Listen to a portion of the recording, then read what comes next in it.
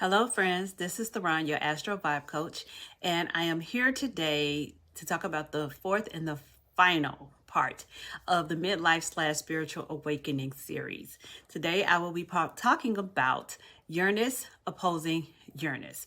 When we talk about a opposition, we're talking about two energies that are right across from each other and they're pulling on with each other. For us, it feels like a tug of war.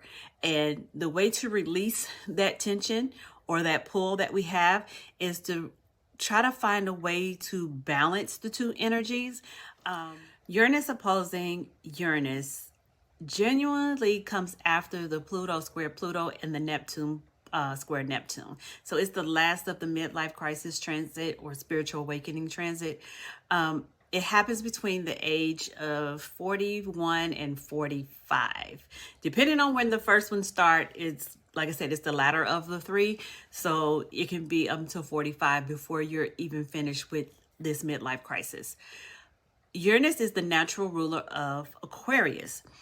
It is associated with the nervous system, electricity, technology, aviation, automobiles. It provokes change and rebellion. And Uranus influences lightning. Well, Uranus has an influence. It gives us our aha moments. It's like a lightning bolt of clarity that we receive. It's that moment where not only you get the aha moment, it's like aha, and I know exactly what to do next. Aha, I know how to pivot and change now. That's coming from the influence of Uranus.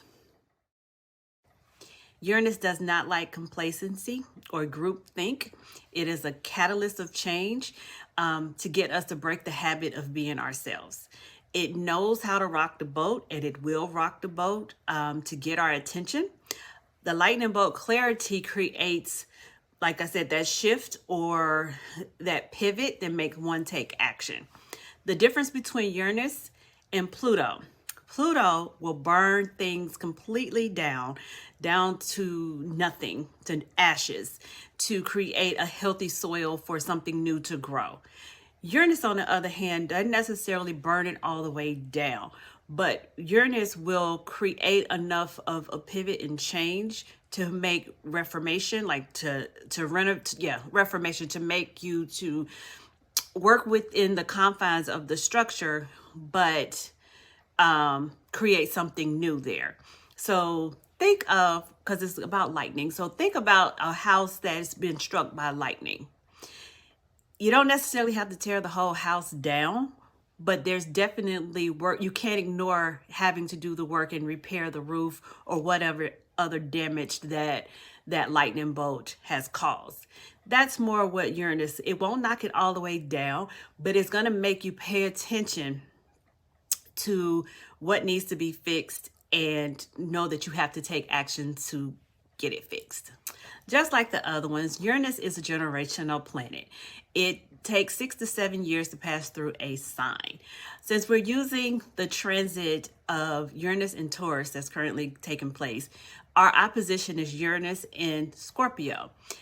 For that matter, Uranus went into Scorpio in 1975 and it stayed there to 1981.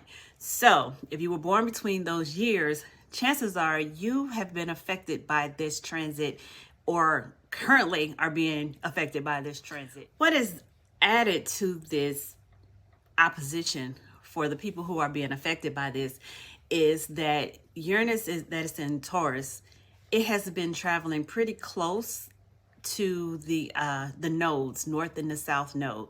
The north node is in Taurus, south node is in Scorpio, and Uranus being in Taurus has been close to those nodes. So it creates an ecliptic type of change. So that actually brings in, it comes in hard, it comes in fast and very unexpectedly. The effects people are noticing with Uranus traveling in Taurus are the pivots in our resources. So like inflation or any type of financing, banking, interest rates, whether are we in a recession or not, our food shortages and housing market fluctuation, all of that is under this umbrella with Uranus being in Taurus and the North Node being in Taurus. So dealing with this transit in your as part of your midlife crisis, some of these topics have come up and they have been extreme.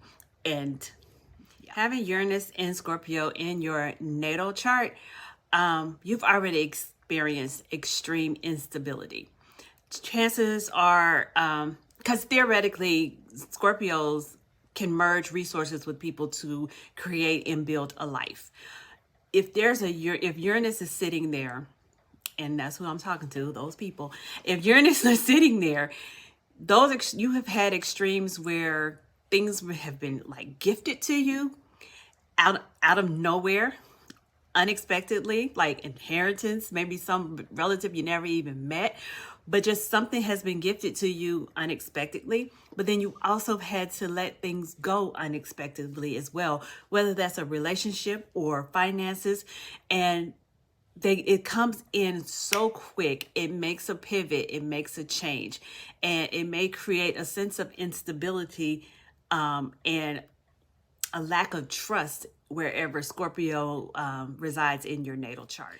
So in the midlife crisis / spiritual awakening, Uranus will harden your stance on how you acquire and how you keep your resources for stability and sustainability. And one way Uranus is going to accomplish this is actually creating instability in your world.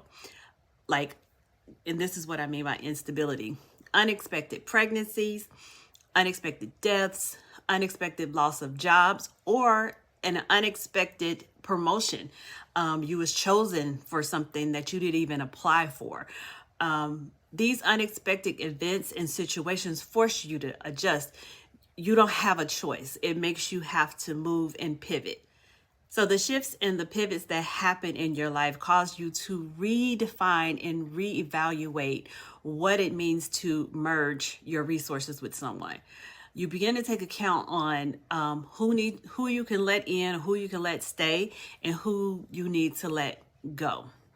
So just to recap, Pluto square Pluto started the midlife crisis spiritual awakening by causing you to travel the underground. The transit exposed where you were limited and where you gave your power away. Here in the shadow parts is where you were able to reconnect to your power that you had lost. Next, Neptune square Neptune. It started in the middle towards the end of the Pluto square Pluto. And this time you traveled to the sky. You traveled beyond the sky.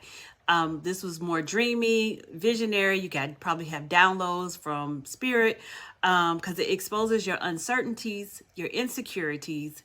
It exposed hidden truths. You learned some secrets.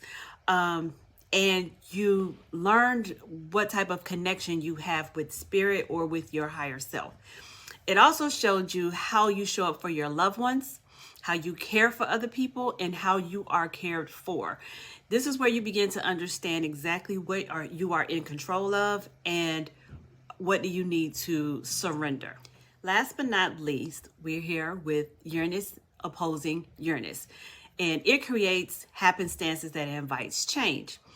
If you process your growth through the other two transits, then you are now speaking your truth and take accountability for the changes in your life.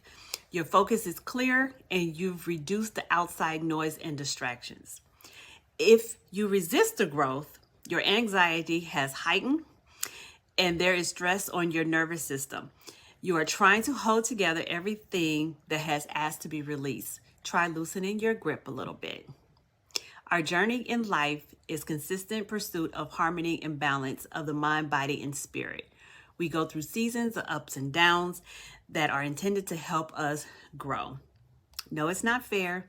No, it's not even. It's not 50-50, but it is our portion. This concludes the Midlife Crisis Spiritual Awakening series. My hope is that you found this information useful. For those of you who have joined my Patreon membership, I have attached a PDF explaining all the Uranus, opposing Uranus through all the houses. If you'd like for me to dive more into other transits like Saturn returns, Chiron returns, etc., then leave the comment for me. And also, I ask that you like and subscribe so you will know when something new drops. Thank you for listening and take care.